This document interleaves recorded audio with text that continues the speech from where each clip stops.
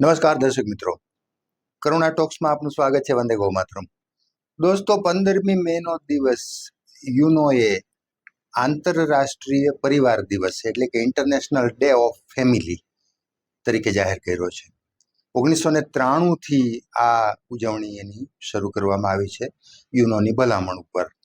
અને જરૂર કેમ પડી ગઈ સવાલ એ છે. આવા દિવસો લગભગ રોજ એક દિવસની ઉજવણી થતી હોય છે, તો આવા દિવસો ઉજવવાની જરૂર કેમ પડી ગઈ? પરિવાર દિવસ ઉજવવાની જરૂર કેમ પડી ગઈ? ભારતીય સંસ્કૃતિ, ભારતીય સભ્યતા, ભારતીય પરંપરા, એમાં તો પરિવારની ભાવના એકદમ પ્રબળ છે, મજબૂત છે. થોડીક સમય પ્રમાણે બદલાવ આવ્યો છે એ આપણે સમજી શકીએ, પણ હવે આપણે તો ચાર પેઢી સાથે રહીએ એ પરંપરામાં જીવા છીએ, હજી જીવીએ છીએ. ગામડામાં આજે પણ ઘણી જગ્યાએ 40-50 લોકોનો એક પરિવાર એક ચૂલે રસોઈ થતી હોય અને એક ભાણે એક પંગતમાં બેસીને બધા જમતા હોય. એ અનેક જગ્યાએ આવું છે. સાવ એ લુપ્ત નથી થઈ ગયું, મરી નથી પરવારી આ પરંપરા. હજી આ પરંપરા જીવિત છે. હા, સમય સંજોગો પ્રમાણે ગામડા છોડીને આપણે નોકરી ધંધા અર્થે શહેરમાં આવવું પડ્યું, મકાનો નાના થઈ ગયા, મોંઘવારી, સમય બદલાણો, પરિવારો નાના થઈ ગયા. આ બધી વસ્તુની અસર આપણને ચોક્કસ થઈ છે, પણ એનો અર્થ એવો નથી કે આપણે પરિવારની ભાવના ભૂલી ગયા છીએ. આજે વેકેશનમાં મામાની ઘેરે જવાની પરંપરા છે. આજે પણ બહેનો છે, સાસરે હોય એ વેકેશનમાં પોતાના પિયર આવે છે. આજે પણ સગાવાલા એકબીજાની ઘેરે વેકેશનમાં જાય છે. એ પરંપરા છે જ. અને પરિવારો સાથે રે, કાકા બાપાના કુટુંબો સાથે મળે, સાથે ભોજન કરે, કમસે કમ 1-2 દિવસ સાથે રહે, તો એ સ્થિતિ તો આજે પણ આપણે ત્યાં છે, લુપ્ત નથી જ થઈ. તો આપણે ભારતીયો તો મૂળ તો એ જ પરંપરાના છે, એટલે આપણને તો કાંઈ શીખવવાની જરૂર જ નથી. આપણને ખબર છે. હા, થોડીક રાખ ચડી ગઈ છે, થોડીક ધૂળ એના ઉપર ચડી ગઈ તો એ થોડીક ખંખેરી નાખીએ એટલે મૂળ આપણી જે પરિવાર ભાવના છે એ આપણને સમજાઈ જાય. વિશ્વના બીજા દેશોએ કદાચ આ વસ્તુ સમજવી પડે, કારણ કે ત્યાં તો કંઈ પરિવારો જેવું બહુ હોતું નથી, દરેક પોતાની રીતે મુક્ત છે. તો એણે થોડુંક સમજવું પડે, ને એ ધીમે ધીમે હવે સમજતા જાય છે, એને પણ ખબર પડવા માંડી છે. એટલે આવા દિવસો ઉજવવાની ભલામણ યુનો કરે છે ને વિશ્વના દેશો ઉજવે છે. આપણી વાત કરીએ તો આપણે મૂળભૂત રીતે આ પરંપરાના જ છીએ. એક પરિવારમાં કેટલા બધા લોકો રહેતા હોય. જ્યારે અમે બે ને અમારા બે, અથવા અમે બે ને અમારું એક, એવી ભાવના નહોતી, ત્યારે 4, 5, 6, 7 સંતાનો હોય, એનાથી પણ વધુ હોઈ શકે. તો એક માતા પિતા, દાદા દાદી અને આ માતા પિતાના સંતાનો 3 પેઢી સાથે રહેતી હોય, એવું તો અસંખ્ય જગ્યાએ આજે પણ છે. શહેરોમાંય છે, ગામડામાં તો છે, શહેરોમાં પણ છે.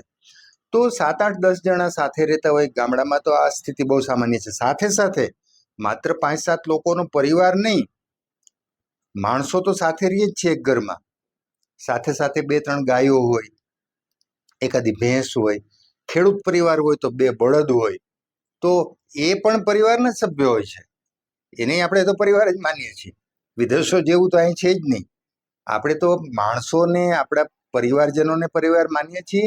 એમ આપણા જે પાળીતા પ્રાણીઓ છે, જે પેટ, ગાય છે, ભેંસ છે, બળદ છે, કેટલાકની ઘરે ઘોડા હોય છે, તો એને પણ આપણે તો પરિવારના સભ્યો માનીએ છીએ. એટલે આપણો પરિવાર તો બહુ મોટો છે, એની વ્યાખ્યા મોટી છે.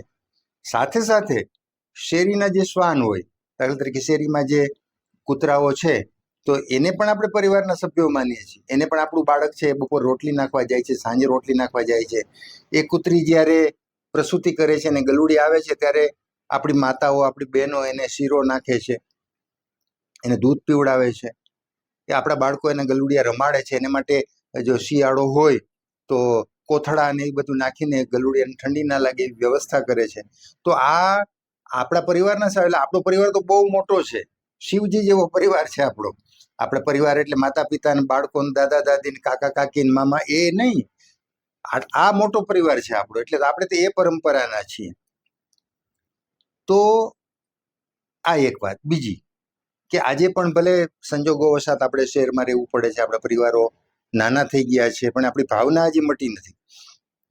બીજું, હું ઘણીવાર એવું કહું કે આપણી બેન સાસરે છે 5 વર્ષથી, 10 વર્ષથી, 20 વર્ષથી, એને ખોટે ખોટો ફોન કરીએ, ખોટો, હું માત્ર એક હસવા માટે અથવા તો એક ખાલી રમૂજ માટે આ વાત કરું છું, આવા પ્રયોગ બહુ કોઈ કરવા નહીં.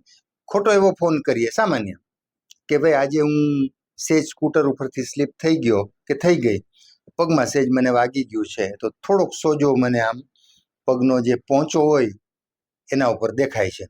આટલી ખોટી જ વાત કરજો, ખોટી હો.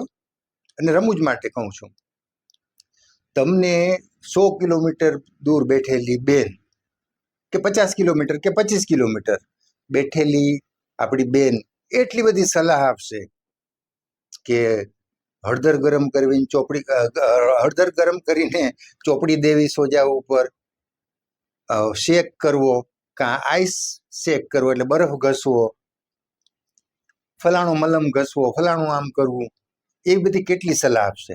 અને પછી એમ પણ કહેશે કે હજી જરાક જો વધુ દુખતું હોય એવું લાગે, પગ જમીન ઉપર મુકાતો ના હોય એવું લાગે, અથવા એમ લાગે કે થોડુંક વધુ સમસ્યા છે, તો તાત્કાલિક ઓર્થોપેડિક પાસે જતું રહેવું, એક્સરે કરાવી લેવો, કંઈ નાનું ફ્રેક્ચર તો નથી ને, હેરલાઇન ફ્રેક્ચર તો નથી ને, એની સલાહ લઈ લેવી, ડૉક્ટરની સલાહ લેવી, દવા લઈ લેવી. તો આવી સલાહ 100 કિલોમીટર બેઠેલી બેન અથવા આપણા ફઈબા અથવા આપણા માસીબા અથવા પરિવારના કોઈ સભ્યો આપણને આવી શકે. હા, આપણો ભાઈ બહાર હોય તો એ પણ આવી સલાહ આપી શકે, એને ફોન કરી શકાય રમૂજ માટે. તો પરિવારની ભાવના શું છે ને એ હું વાત કરું છું. આપણે તો એ લોકો છીએ, તો કેટલી સલાહ આપણને મળશે, આમ કરજો, તેમ કરજો, આમ કરજો. અરે ત્યાંથી વાત પૂરી નથી થઈ જતી, એની બધી વાત સાંભળી લઈએ, પછી બીજે દિવસે સવારે ફોન કરશે, 9, 9:30 થશે, એને એમ લાગશે કે આ ઉઠી ગયા છે, તૈયાર થઈ ગયા છે, પાછો ફોન કરશે. પરિવારનો એ સભ્ય, બેન છે, ફઈબા છે, માસી છે, ભાઈ છે, કાકા છે, મામા છે, કે શું થયું, પછી રાતે ઊંઘ આવી ગઈ હતી, પગમાં બરાબર યોગ્ય થઈ ગયું, પગ રાતનો દુખ્યો તો, લવકારા મારે છે, કવે છે, સોજો વધ્યો ઘટ્યો, રાત્રે એ પ્રયોગ કર્યો તો હળદર ચોપડવાનો, શેક કરવાનો, બરફ ઘસવાનો, ડૉક્ટરને બતાવ્યું હતું, શું લાગે? કેટલા પ્રશ્નો બીજે દી સવારે પૂછશે. અને ત્યારે તમે એમ કહેશો ને કે હું તો અમસ્તો કહેતો હતો, હું તો ખોટે ખોટા કહેતો હતો, મેં તો અમસ્તું ખાલી રમૂજ કરી હતી, તો એ હસી નાખશે. તો આ છે પરિવારની ભાવના, ભારતીય પરિવારની હું વાત કરું છું. વિશ્વના બીજા દેશોએ શીખવું પડશે, શીખવું જોઈએ. આપણે તો આ લોકો છીએ, આપણા પરિવાર ભાવના છે જ. હા, મેં કીધું એમ થોડીક રાખ ચડી ગઈ છે, થોડીક ધૂળ ચડી ગઈ છે, એને ખંખેરી નાખીએ.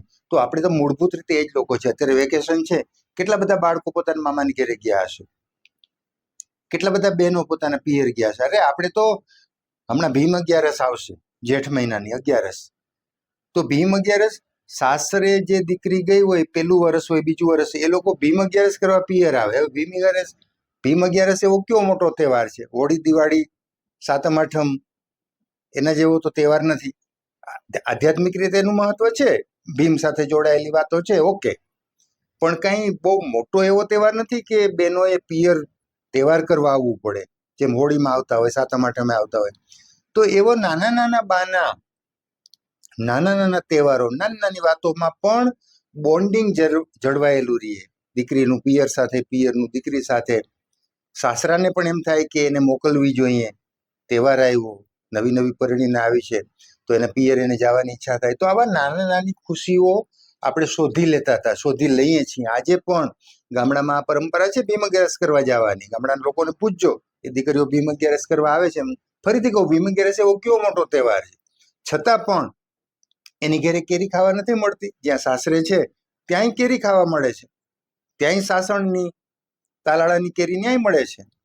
પણ એક બાનું કાઢીને પરિવાર સાથેનું બોન્ડિંગ જળવાઈ રહી, એટલા માટે આવા તહેવારોમાં દીકરીઓ પિયર આવે છે, તહેવાર કરવાના નામે, હોળી કરવાના નામે, સાતમ આઠમ કરવાના નામે. તો આ એક પરિવારનું બોન્ડિંગ છે, પરિવાર શું છે એની ભાવના. અને દુઃખની પરિસ્થિતિ હોય ને ત્યારે તો પરિવાર જ સાથે હોય છે. આ કાયમ માટે સમજી લેવા જેવી વાત છે, કાયમ માટે. સુખમાં બધા સાથે હોય. કોઈ મોટો માણસ હોય, પૈસાદાર, એની બાજુમાં 5 લોકો ફરતા હોય, 5 લોકો ફોન કરતા હોય, હાજીયા કરતા હોય, આ સ્વાભાવિક છે, એનો આપણને કંઈ વિરોધ પણ નથી, આ સ્વાભાવિક છે.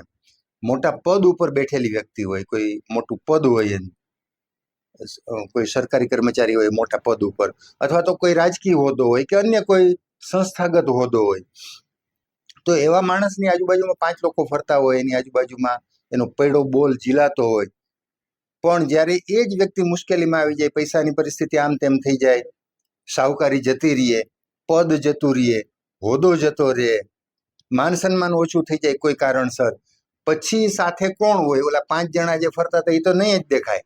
ત્યારે પરિવાર જ હોય છે, ત્યારે પત્ની હોય છે, બાળકો હોય છે, ભાઈઓ બહેનો હોય છે, કાકા કુટુંબ હોય છે, મામા મોસાળ હોય છે, એ જ લોકો સાથે હોય છે. તો પરિવાર છે એ છેક સુધી પહેલા દિવસથી માંડી જન્મના, ત્યારે આપણે જન્મ વખતે પરિવાર આપણી માથે ઊભો જ હોય છે તૈયાર. દીકરાનું દીકરીનું મોઢું જોવા માટે પરિવાર આવે છે. આપણે ત્યાં પરંપરા છે, બાળકનો જન્મ થાય એટલે આખા જે પરિવારના સભ્યો, મોસાળ પક્ષના સભ્યો લાડવા લઈને જવાના, બધી પરંપરા શું છે? પરિવારનું બોન્ડિંગ છે બે પક્ષનું. હા, દીકરા દીકરીનો જન્મ થાય તો લાડવા લઈને આવે છે પિયર પક્ષના લોકો, બહેનો ખાસ તો. તો આ નાના મોટા પ્રસંગો આવા ઊભા કર્યા છે ને માટે, પરિવારના બોન્ડિંગ માટે. બે પક્ષનું બોન્ડિંગ, એક બાળકને એના પિતૃપક્ષનું અને માતૃપક્ષનું બોન્ડિંગ જળવાયેલું છે. બાળકને તો કાંઈ ખબર નથી, 1 દિવસના કે 6 દિવસના બાળકને છઠ્ઠી એની થાય છે, કોને યાદ છે? આપણે આપણી છઠ્ઠી યાદ નથી કોઈને, કારણ કે આપણે ત્યારે 6 દિવસના હતા. સ્વાભાવિક છે, ના જ ખબર હોય. તો એ છઠ્ઠી માટે કેટલા લોકો ભેગા થયા હતા? એ બોન્ડિંગ માટે, પરિવારના બોન્ડિંગ માટે આ બધું હોય છે. એટલે ભારતીય પરંપરામાં પરિવારનું બોન્ડિંગ છે જ, ભૂલવાની કોઈ શક્યતા જ નથી. મેં ફરીથી કહું કે થોડીક ધૂળ ચડી ગઈ હોય તો જરા ખંખેરી નાખીએ, એટલે એ જ વસ્તુ આપણી સામે પાછી આવી જશે. વિશ્વના બીજા દેશોએ શીખવાનું છે, એણે શીખવું પડે. 15મી મે એને માટે છે, આપણે માત્ર યાદ કરવા માટે છે. આપણામાં પરિવારનું બોન્ડિંગ છે, થોડું ઘણું ઓછું થયું હોય તો વધારી દઈએ, કારણ કે છેલ્લે તો એ જ છે સાચું, પરિવાર જ સાથે હોય છે મુશ્કેલીના સમયે.